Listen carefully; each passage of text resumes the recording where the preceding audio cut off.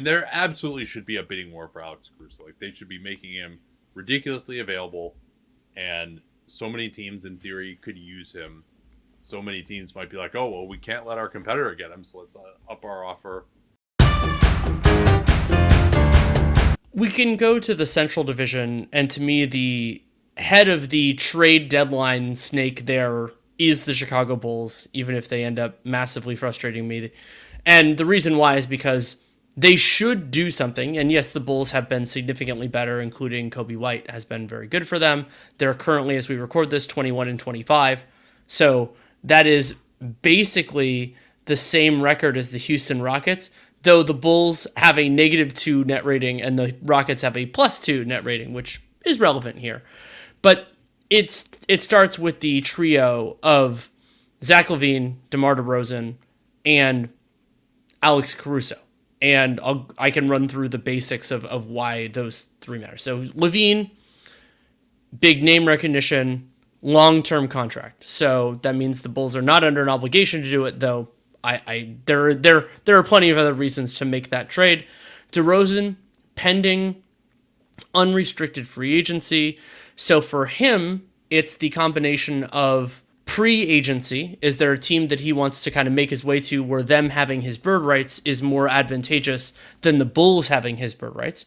And then Caruso, talented player, under contract on a team-friendly terms, roughly $9.5 million this year and $10 million next year. So he would make a lot more sense on a more competitive team than he does on the Bulls, even though he is helping the Bulls quite a bit. So which of those three players do you find the most compelling to discuss? Let's save LaVine for last because it's just such a big commitment, and we probably talked about him the most. We should probably frame this in what we would do and what actually will be done by the Chicago Bulls. Surely one first-round pick for DeMar DeRozan is not going to get it done. Maybe he and Aaron Goodwin could grease the skids and say, I'm just not... They kind of tamper a little bit. They find out that a team wants DeMar DeRozan, where he would actually rather resign, that he couldn't get to free agency with in the offseason, that he wants to have his bird rights there. And he says, hey, look, I've been a good soldier here. And oh, by the way, I would never, in my wildest dreams, ever resign here. I don't know. That's really up to DeMar whether he wants to pull that card or not, because I think given the Bulls' continued delusions of grandeur, a 35-year-old almost DeMar DeRozan in the summer has his best chance of getting paid by the Bulls, more so than basically any other team. But it's really up to him. I think he could possibly say, hey, Lakers are interested, Miami is interested, Philly is interested, and they've indicated that they're going to pay me at least enough. And so we're going to, I really want to go there, so take the offer that they're going to give you because I won't re-sign under any circumstances. For Chicago, maybe 2 first-round picks for the way they think might start to raise their eyebrows with DeRozan, but I think they want to just try to get into the play-in. They're right around that 9th, 10th or so seed level, and to forego that and the possibility of re-signing DeRozan even at 35, there's a feeling like, oh, LaVine's the problem. We'll move him. We'll get something for him, and then we can rebuild, and maybe we'll get the 8th seed instead of the 9th seed next year. That might be how they're thinking, and also not be so terrible that the money spigot turns off in the Chicago market. Any reaction to that? It wouldn't surprise me if that's the way that the front office management wants to handle it, because of course that includes ownership. They're a key factor in this, and I think that I'm concerned, with the idea that is the status quo, is the idea that they will give DeRozan a lucrative offer like they did with Vucevic, who has a worse track record and got more money than we expected, fully guaranteed. So if DeRozan wants to maximize that, and he could even theoretically do the route which we've seen more frequently of sign the big contract and then make your way if you want to later on. And even though he hasn't been a Bull forever, he has, I would say, enough within the organization to potentially do it. 2 downsides of that. One is you cede a lot of control, but in this case specifically, you cede a lot of control to a franchise that generally is going after like a weak seed. So are they going to see the world the way that you do? Would they make you a promise? Anything like that? So for DeRozan, I think that his representation could pitch it to him as you're doing yourself a favor, but you're also doing them a favor. If you're willing to sacrifice what could be a lucrative offer there, and you brought up Philly, you brought up LA, they're both interesting. There are any number of potential other suitors as well. It's just who's willing to give DeRozan's next contract. It could even be somewhere. I don't know if there is any number of. There are maybe, I don't know. I'd say maybe like 3 or 4 teams that actually could use DeRozan. But there are others that would be interested. Like that's just DeRozan has it to pay a realistic price, right? Like if it's the Lakers unprotected 29 first round pick, yeah, I think obviously. I mean, I would do that, but I don't know if Arturas would. For a 34-and-a-half-year-old who's going to be a free agent in the offseason and you're going to have to overpay to keep him because your team isn't any good. Something else that's potentially useful for a Lakers offer is that their matching salary are players that the Bulls could convince themselves will help. Like, if it ends up being Rui Hachimura as like a key part of the matching salary, like Rui Hachimura would fill a role with the Bulls. And if they're trying to continue to be respectable, D'Angelo Russell could too. I mean, even if Kobe White has done a really good job, they're going to need some creation. They could do that. And Russell, who knows what he'd do with his player option? We still don't know. But so those sorts of players could do something. They could even potentially, Jared Vanderbilt's stuff is tricky because the extension he signed. And I don't think Gabe Vincent would be as interesting for the Bulls because he's hurt, but maybe potentially there as well. Yeah, one thing to keep in mind here for the Bulls too is they are within $1.7 million of the tax, which they will not be paying. So difficult for them to take on more salary in a trade of say DeRozan. They are hard capped as well, but the tax line is their hard cap, not the line over the tax. So and then let's move to Caruso now. Again, I think even one significant asset, i.e. that like a Lakers 2029 unprotected first, about to turn 30, still a good player, having maybe his best shooting season, if not his best offensive season. He's non-guaranteed for next year, mostly, but of course that would get picked up. A part of the big appeal, like we talked about in the Celtics section, for example, is just how little Alex Caruso makes. So not only are you paying for what he can bring your team, but how little he will cost you, and that you don't really have to give up a ton in matching salary, that you get a rotation player for next year in terms of building your team for $10 million who's probably going to close games for you. But again, this is a role player who probably can't go more than 25, high 20s over the course of a season, could get hurt at any time. And but they're not thinking that they want to rebuild. Like, they want to win games. They're tracking, I guess, towards the 9th seed this year. Like, that means something to this organization. And it's not meaningless to me, although I will note that they owe their first to San Antonio next year, top 10 protected. They have their first outright this year. And, supposed to be a terrible draft, but we've seen that many a time, particularly once you get past those top picks, be an inaccurate assessment. But I think if you are running the Bulls, like one solid first enough for Caruso, but not one bad one, is that how you might think of it? Yes, that is exactly how I would think of it. And you could sweeten that weaker first with a young player of interest. Somebody who potentially has more like backup, high-end backup potential rather than like starter. Like if you could get a starter, I mean, great, best you can get. But yeah, that would be enough for me. And it is true that not only because of the amount of trade exceptions in Caruso's salary range, like there are a lot more teams that have that kind of thing that can work, but also, that he has a reasonable salary for next year. Like, you are to an extent indexing on, well, what can you do next year? Like, if you keep him, you get him for this year, and then you could theoretically make a different evaluation, or you just keep him at that point. I generally think for non-star players and for especially guys who have like limited minutes, that is generally people make too many mistakes keeping a guy rather than moving them. Like there are exceptions, but the value doesn't usually go up significantly. It's not like Chicago. I expect them to have a lot of playoff shine to go around. Like I think there's a reasonable chance they make the play-in, and maybe they make it out of the play-in as a 6 or 7 and get whooped by whatever team is there. Maybe that's possible. So I don't think there's much of a reason, like, especially because one of the things that you do here is because Caruso is so acquirable because of his low salary and the trade exceptions and everything else, you can get a pretty damn good idea of what everyone is willing to pay.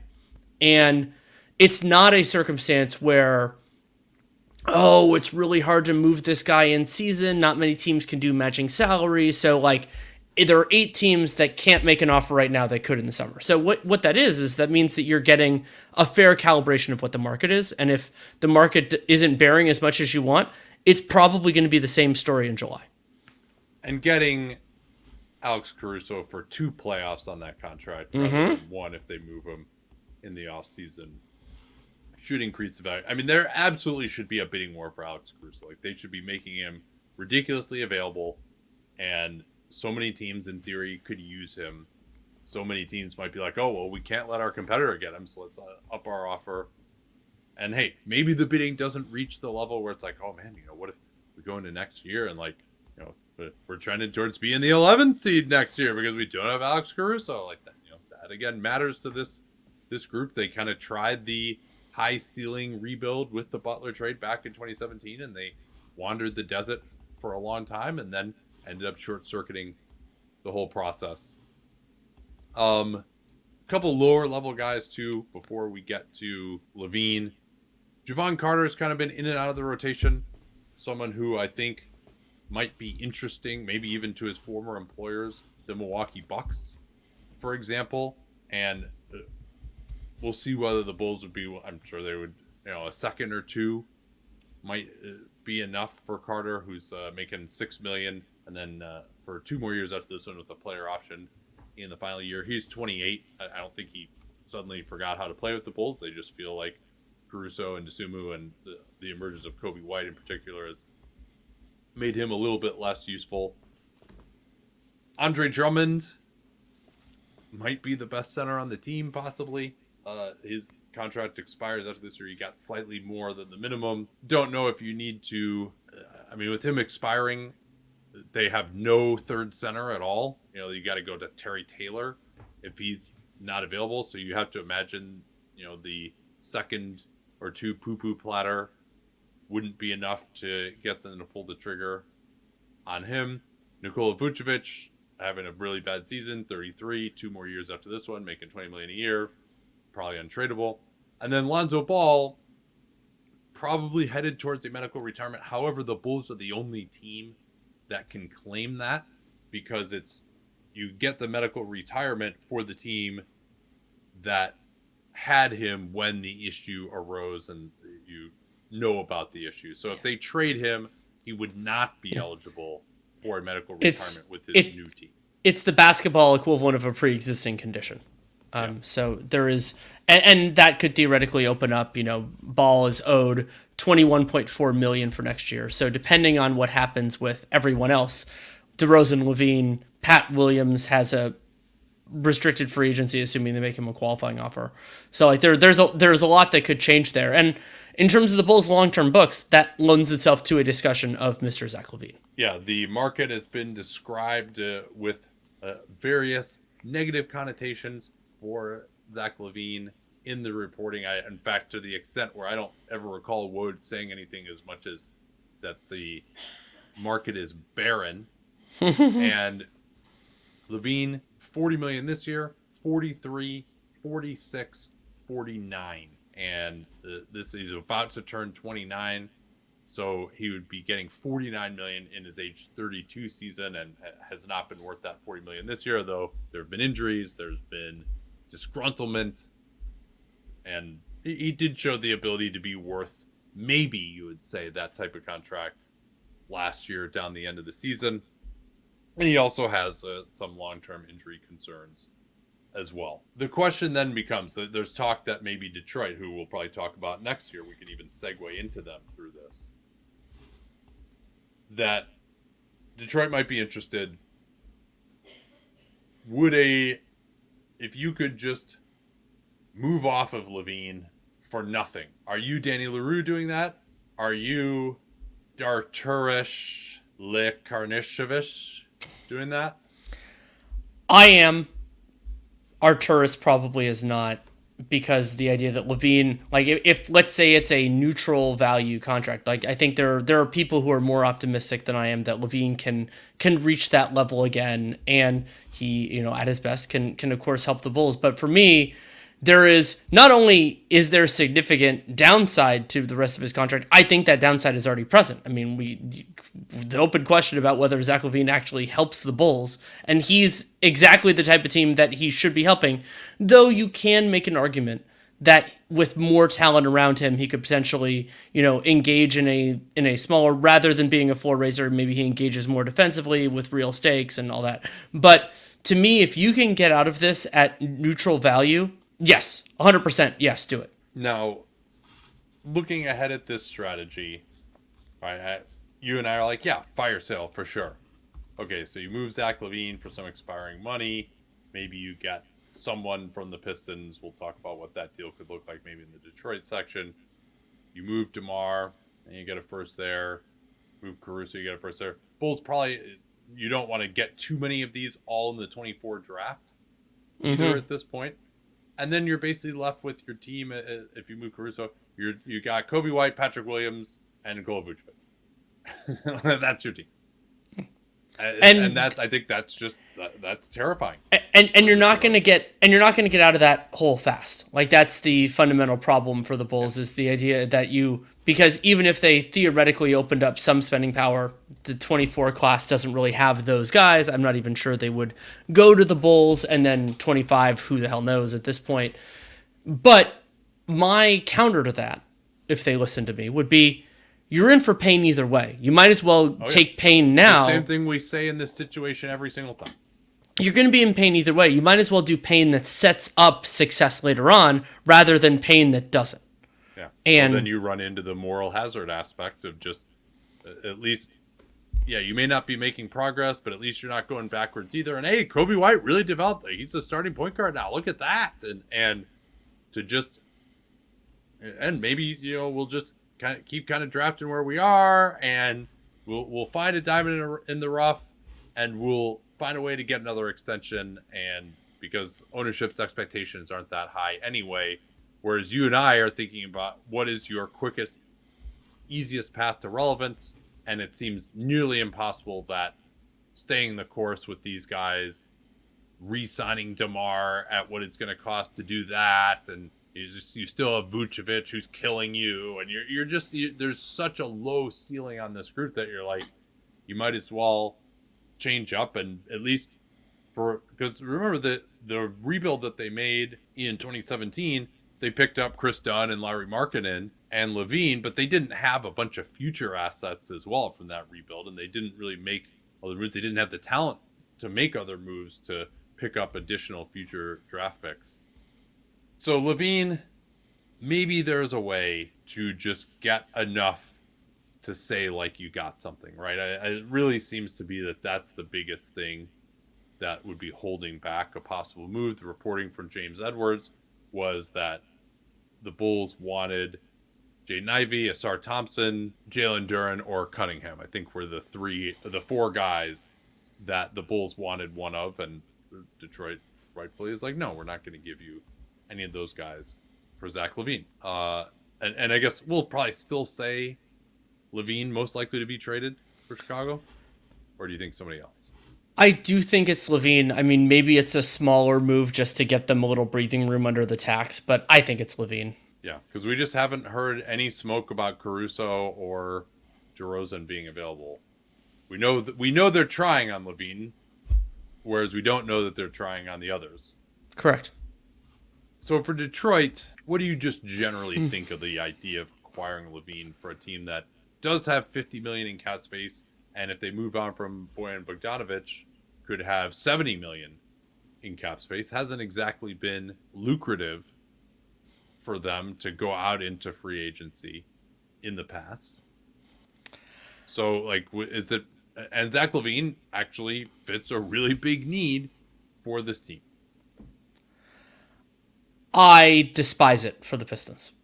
Absolutely, it would be. You brought up moral hazard before. It would be exactly the wrong type of move. Now, if you could get a Zach LaVine type on a shorter contract, or you could get a Zach LaVine type with less baggage, I agree with you that the player role and skill set would be useful for them. It could take some heat off of Kate Cunningham. It wouldn't force them necessarily to kind of do some of the sacrifices they have to make defensively for spacing at the four because they don't have enough on the perimeter. Like some of those things could get easier. I personally feel that Zach LaVine is on the short list of the worst contracts in the league, and Detroit. While you and I have immense criticisms of what they've done so far, one of the things that is good for them is that they don't have bad money on their books. And the Pistons, if they make a trade like this, I think would, over the course of probably 1 to 2 years, learn how much more desolate of a place that is than where they are right now. Where it's not only are we bad, but we're bad and it's hard to change course. And that's significantly worse. And I agree with you. Detroit's cap space, even if Troy Weaver didn't do a great job managing it in the 23 offseason, it hasn't yielded a big return. But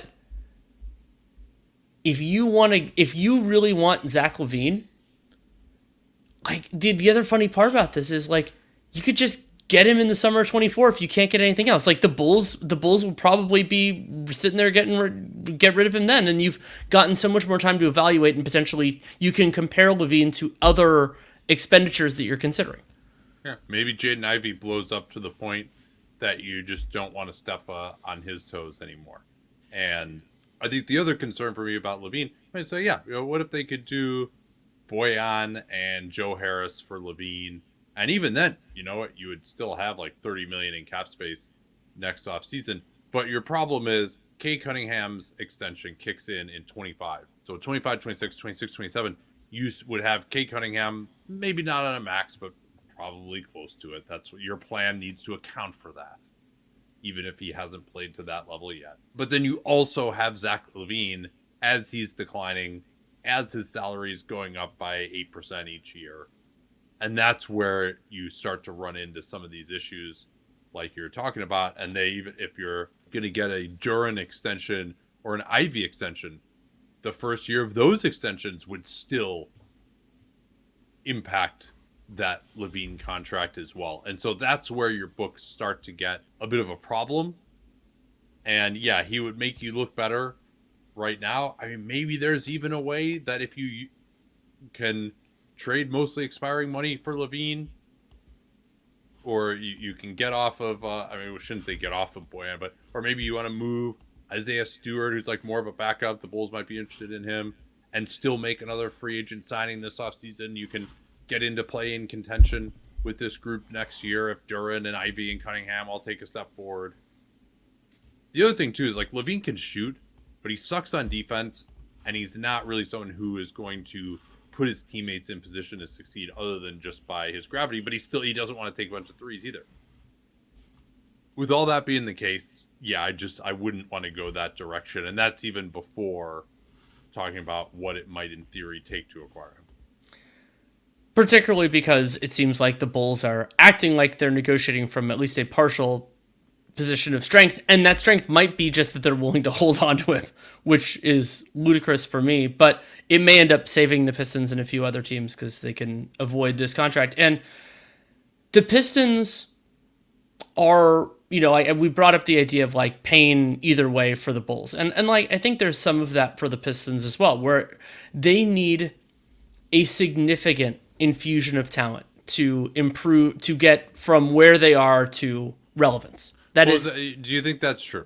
Between Asar, Jaden Ivey, Duran, Cunningham, like those four guys develop over the next 3-4 years. Maybe Isaiah Stewart's a decent big for you too. That's not the core of like a team that's at least relevant in the East, if not necessarily a championship contender.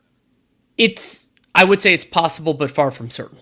And if you end up getting the number 1 pick in this draft, and that player ends up becoming a really good player. Like, we're not sure that Cade Cunningham is the best player on a good team. He could be, but we don't know that for sure. And then slotting like Ivy, I mean, I brought up, we did a breakdown of him in the 1560 recently, and I brought up that I think his best role, unless he improves beyond my expectations, is probably valued bench like key contributor. And I think so.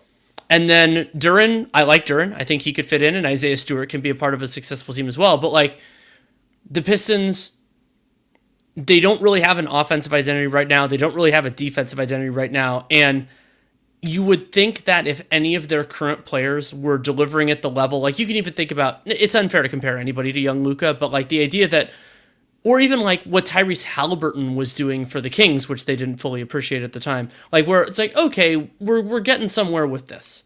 The Pistons haven't really been at that level, and it's fair to say that part of that is their overall talent. But even they've been feistier, they've been more competitive before. They still don't have that real calling card. And so for me, that should lend itself to the idea of it's going to take a little while. And then there are ways that you could expedite that if you can, you get aggressive on the phone lines and you try to get some second draft guys and you see what you can do with your cap space. But if, let's say you don't get 3 to 4 starters out of that group of guys, Cunningham and Asar and Duren and everything else, if you get fewer than that out of that group, then you're going to have to fill those spots somehow. It might be with the 24 draft. It might be with 24 free agency. But you also have some fit issues. Like you have Asar Thompson, who is a wonderful defensive player, but has an extremely bad jump shot right now. And, Cade has his limitations and everything else. So I do think that they're a long way away. Not the longest away, but a long way away. Yeah, and you really think that their best chance of adding some talent is in the draft and then finding one more piece that plays better with others than LaVine does. Now, it's worth noting that Zach LaVine is just so much better of a scorer than anyone that they've had. And he would, I think, boost their offense somewhat, although he hasn't shown the ability to do that except in spurts for Chicago when you look at their overall offense. And I think Chicago has had some similarities to this Pistons team in terms of their overall lack of shooting and kind of being less than the sum of their parts. Oh, one other quick note on the Pistons for this context. I don't think this should be a significant consideration in their deadline or their offseason. They do have a first round pick that they owe moving forward. So it's top 18 protected this year. It's obviously not conveying.